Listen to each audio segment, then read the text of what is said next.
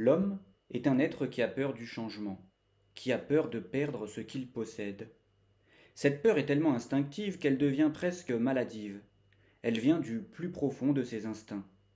Alors, quand vous offrez à un individu ce qui représente pour ses instincts la plus précieuse des choses qu'il est susceptible de posséder, le pouvoir, il fera tout pour le garder. Tout le reste, absolument tout le reste, le bien-être des membres de sa meute y compris, lui apparaîtra alors comme secondaire. Le pouvoir sera sa priorité. Il se perdra dans une folie aveugle de la toute-puissance. Sa conscience sera corrompue par ses instincts. Perdre le règne sera à ses yeux comme mourir, et par conséquent il s'accrochera à son trône comme on s'accroche à la vie.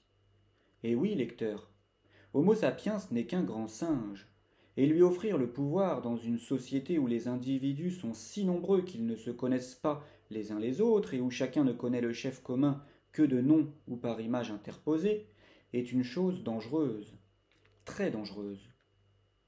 Les hommes ne sont pas faits pour vivre dans des fourmilières humaines, c'est-à-dire regroupés par centaines de milliers d'individus.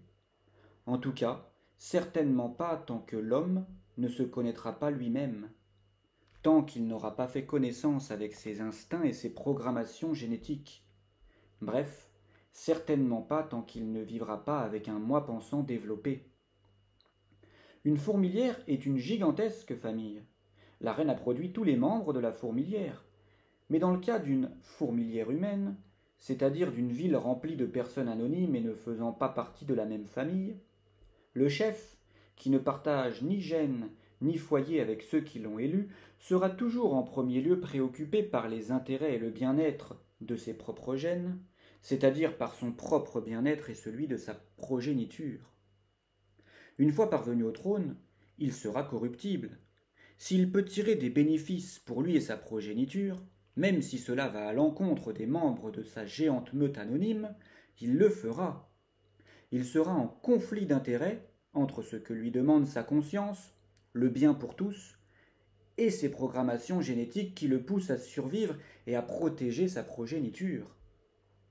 Celui qui a compris ce qu'était l'homme sait qu'un système incluant un chef de meute ne peut qu'être pure folie.